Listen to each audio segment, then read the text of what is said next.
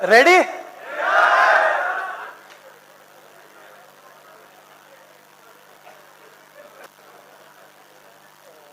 मैंने 25 लाख रुपीस खर्चा करके ये सीखा है। इसका नाम है सेल्स प्रोसेस पैंको। एमबीए में सीखा है मैंने।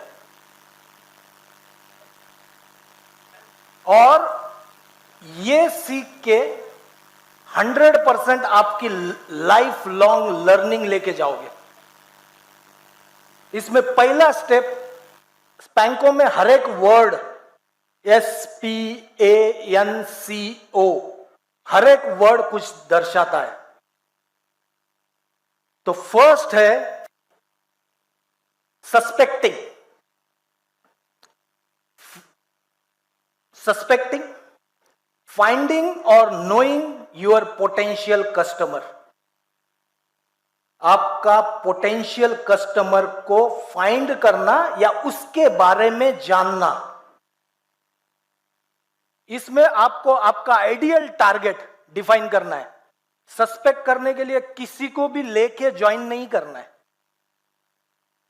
आपका कोई भी प्रोस्पेक्टिव कस्टमर आपको ढूंढते समय या प्रोस्पेक्टिव डिस्ट्रीब्यूटर आपको ढूंढते समय आपको पहले माइंड में क्लियर करना है कि उसका एज क्या होना चाहिए, उसका लोकेशन क्या होना चाहिए, उसका बैकग्राउंड क्या होना चाहिए। राइट? यदि सिर्फ जोड़ने के लिए कर रहे हो तो जुड़ेगा तो सही, नेटवर्क तो बड़े बनेगा, लेकिन लाल लाल दिखेगा सिर्फ कुछ दिनों के बाद। लाल देखने के लिए काम नहीं कर रहे हम। राइट? तो हमें जब भी हम आइडेंटिफाई कर रहे हैं तो पहले हमें सस्पेक्टिंग करना है, फाइंड करना है कि हमारे लिए पोटेंशियल कस्टमर कौन सही है, जो लॉन्ग टर्म के लिए काम करता है, शॉर्ट टर्म के लिए नहीं। दूसरा, इस वाले स्टेप में एक बहुत ही इंपॉर्टेंट चीज है कि आपको फिजिकल ऑब्जर्वेशन करनी है। उस सस्पेक्ट के बारे में फिजिकल ऑब्जर्वेशंस करनी है और आपको मेंटल कैलकुलेशन भी करनी है। एग्जांपल देता हूं। जंगल में हरिन बैठा हुआ है, पानी पी रहा है। टाइगर उसके ऊपर अटैक करता है। राइट? अटैक करने के पहले तो वो ऑब्जर्व करता है ना उसको। मैं किस तरीके से, किस तरफ से भागूंगा तो मैं उसको पकड़ पाऊंगा। पहले मेंटल कैलकुलेशन भी करते हैं वो। ऑब्जर्व करते हैं बहुत देर तक, एक एक घंटे तक ऑब्जर्व करते हैं। अटैक करने के पहले, हिरन के ऊपर अटैक करने के पहले एक एक घंटे तक उसको सिर्फ ऑब्जर्व करते हैं। फिर सोचते हैं कि वो इस स्पीड से भागेंगे तो मैं किस स्पीड से भागूंगा। टाइगर सोचता होगा। राइट? किस डायरेक्शन से भागेंगे। यदि सामने तो भाग नहीं सकता क्योंकि ऑलरेडी वो पानी पी रहा है, तो नदी है, तो भागेंगे तो इस डायरेक्शन में भागेगी। इस डायरेक्शन भागेगी तो मैं पहले से बनाऊंगा कि मैं किस साइड से अटैक करूंगा। तो ये सिर्फ एग्जांपल था। ये सब आपको जब आप सस्पेक्ट कर रहे हो किसी को ज्वाइनिंग के लिए या बिजनेस के लिए, तो उसके बारे में पूरे मेंटल कैलकुलेशन आपके दिमाग में पहले से होनी चाहिए और उनकी फिजिकल ऑब्जर्वेशन भी पहले से दिमाग में होनी चाहिए। और एक चीज खास, आप जब उनको बिजनेस प्लान देने जाने वाले हो फ्यूचर में, उसके टाइम पे वो आपको किस किस टाइप के क्वेश्चन पूछने वाले हैं, वो आपके पहले से रेडी होने चाहिए। यदि उन्होंने ये क्वेश्चन पूछा तो मैं क्या आंसर दूंगा। प्राइस ज्यादा है, क्वेश्चन आएगा। राइट? कोई पूछता है प्राइस ज्यादा है, तो हमारे आंसर रेडी होने चाहिए। इसके ऊपर मैं एक सवेरे स्टोरी बताई थी, फिर से बताना चाहता हूं मैं, यदि आप रेडी हो तो। ओके। एक काली भैंस होती है,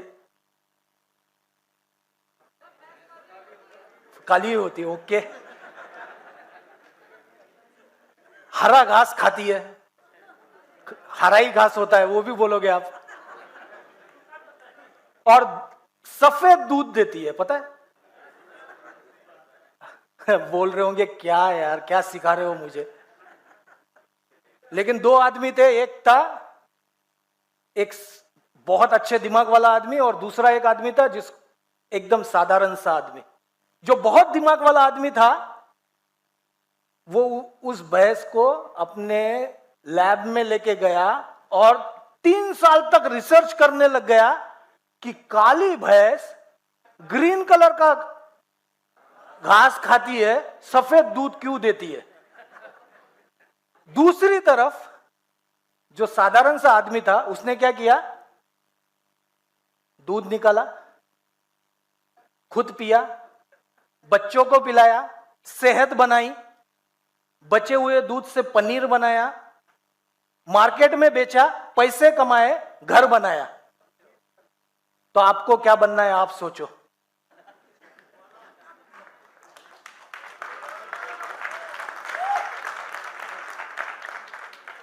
आपको क्या करना है आप सोचो। डिसेक्शन करना है, पूरी साइंटिस्ट की स्टडी लगानी है, या फिर उसका फायदा लेके, हीमोइम का फायदा लेके बेच के सबका जीवन सुधारना है और अपना भी जीवन सुधारना है। आप देखो।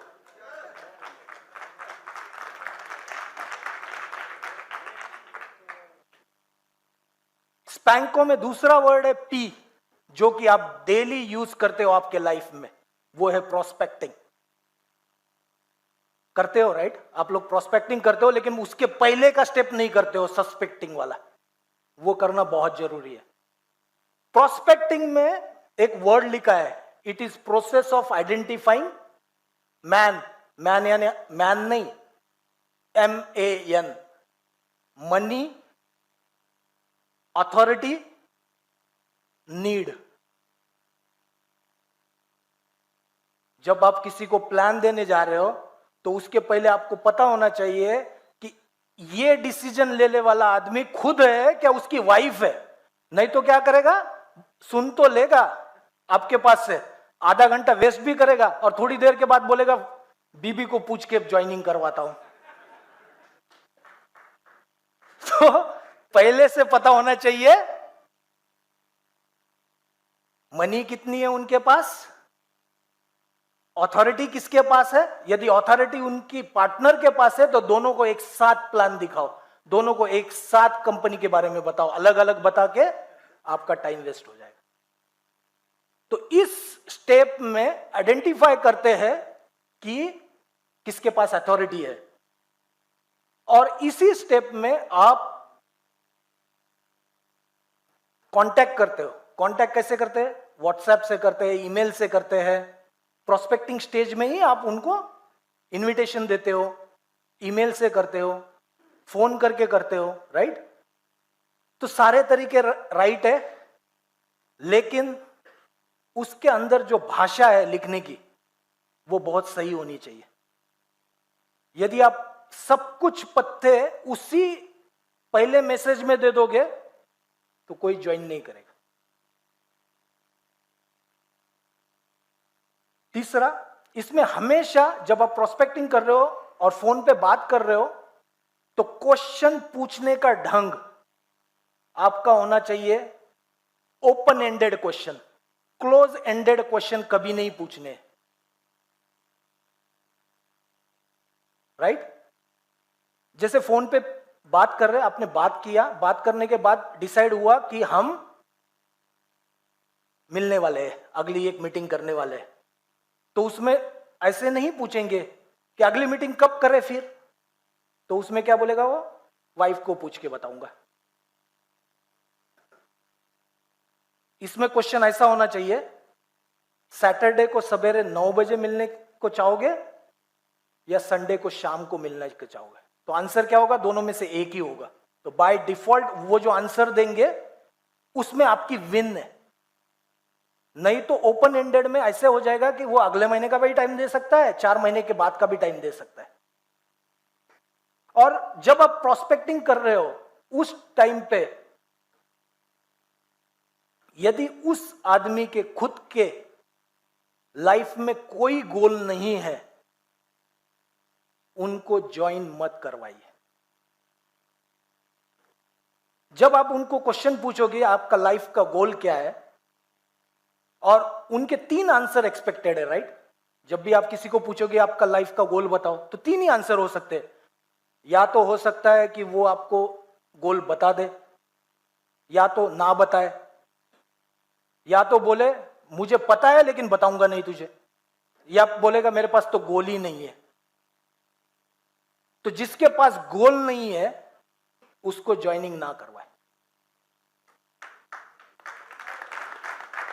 और यही चेयरमैन ने बोला है अभी अभी, लाइफ में गोल होना बहुत ज्यादा इंपॉर्टेंट है। लाइफ में यदि गोल होगा तो आप इसको मोल्ड करके, आप उसको मोटिवेट करके सक्सेसफुल बना सकते हो, लेकिन जिसका गोल ही नहीं है उसको ज्वाइनिंग करके कोई फायदा नहीं है, टाइम वेस्ट है। सिर्फ आपको आपका स्ट्रक्चर भरा हुआ दिखेगा, मेरे लेफ्ट में 1 लाख लोग हैं लेकिन मेरा इनकम नहीं आ रहा है बोलेंगे। अरे वो 1 लाख लोग तो है, लेकिन उसमें से करने वाले कितने बताओ ना। अगला स्टेप है एनालाइजिंग। एनालाइजिंग में इन डेप्थ एनालिसिस करते हो आप उसका फाइनेंशियल बैकग्राउंड के बारे में, उसका बैकग्राउंड कैसा है, उनकी मेडिकल हिस्ट्री क्या है, उनका लाइक क्या है, डिसलाइक क्या है, ये सब आप इस फेज में स्टडी करते हो ताकि आप उनको सजेस्ट कर पाओ कि कौन से प्रोडक्ट आपको देने हैं उनको। यदि आपको मेडिकल हिस्ट्री पता है, आपको यदि उनकी फाइनेंशियल सिचुएशन पता है, यदि आपको उनके लाइक्स और डिसलाइक पता है, तभी तो आप उसको रिकमेंडेशन अच्छे से दे पाओगे कौन सा प्रोडक्ट यूज करना चाहिए। इस फेज में, ये फेज होता है जब आप उनसे 1-to-1 मीटिंग करते हो। प्रोस्पेक्टिंग तक आपने सिर्फ मैसेज से या फिर टेलीफोन से या ईमेल से कांटेक्ट में रहे, लेकिन एनालाइज फेज आप तब करोगे जब आप 1-to-1 मिल रहे हो और बहुत सारे क्वेश्चन पूछ के। अगला फेज है निगोशिएशन। इस निगोशिएशन फेज में आप एनालिसिस फेज के ऊपर डिसाइड करके कुछ प्रोडक्ट सजेस्ट करोगे, उनको डेमोन्स्ट्रेट करोगे, उनको बताओगे कि ये प्रोडक्ट हमारे पास सबसे अच्छे क्यों है, उसकी खासियत बताओगे। इसमें आप अपसेलिंग भी कर सकते हो, क्रॉस सेलिंग भी कर सकते हो। यानी किसी ने यदि देखे प्रोडक्ट, आपने उनको हाइड्रा सेट रिकमेंड किया, तो आप लगता है कि इनकी फाइनेंशियल सिचुएशन अच्छी है, तो आप पिच इन कर सकते हो, फेम ले लो, एब्सोल्यूट ले लो, इससे ज्यादा बेनिफिट आ जाएगा। या क्रॉस सेलिंग कर सकते हो कि टूथपेस्ट तो दिया था, उसके साथ हिमोइम भी दे दो, तो अलग से कैटेगरी दे दी आपने, तो इसको क्रॉस सेलिंग बोलते हैं। अपसेलिंग यानी उसी कैटेगरी का ऊपर का प्रोडक्ट, क्रॉस सेलिंग यानी अलग कैटेगरी का प्रोडक्ट। तो इस निगोशिएशन के दौरान आपको फिक्स करना है कि कौन से प्रोडक्ट वो लेंगे। इसका अगला स्टेप है कंक्लूजन। कंक्लूजन में आप कंफर्म करोगे कि क्या क्या देने वाले हो, उनका यूसेज बताओगे, उनका कॉशन बताओगे कि क्या कैसे लेना चाहिए, कैसे लेना चाहिए, कैसे नहीं लेना चाहिए, और बाकी सारी चीजें जैसे रिटर्न की पॉलिसी, कंपनी की जितनी भी पॉलिसीज है वो आप उनको समझाओगे इस फेज में, कंक्लूजन फेज। और लास्ट है ऑर्डर फेज। इस फेज में फाइनली आप ऑर्डर लगाओगे उसका, और ऑर्डर लगाते वक्त क्या क्या चीजें देखनी चाहिए। जैसे कि मोबाइल परफेक्ट होना चाहिए, यदि मोबाइल परफेक्ट नहीं होगा तो ओटीपी नहीं आएगा, डिलीवरी एग्जीक्यूट नहीं होगी। तो ये सारी चीजें ऑर्डर लगाते समय, कैश पेमेंट लोगे, कार्ड पेमेंट लोगे, पेमेंट कैसे करोगे, आपके आईडी से खरीदोगे, मेरे आईडी से मैं आपको डिलीवर करवाऊं, एजुकेशन सेंटर पे डिलीवरी लोगे कि आपके घर पे भेजना है। सर 3,000 तो हो ही गया, 1,500 का और ले लो, डिलीवरी फ्री हो जाएगी आपके घर पे। ये सारी चीजें आप ऑर्डर फेज में कंप्लीट करोगे। क्या हम यूज कर सकते हैं इस टेक्निक को हमारे यहां पे? Thank you everyone, thank you very much.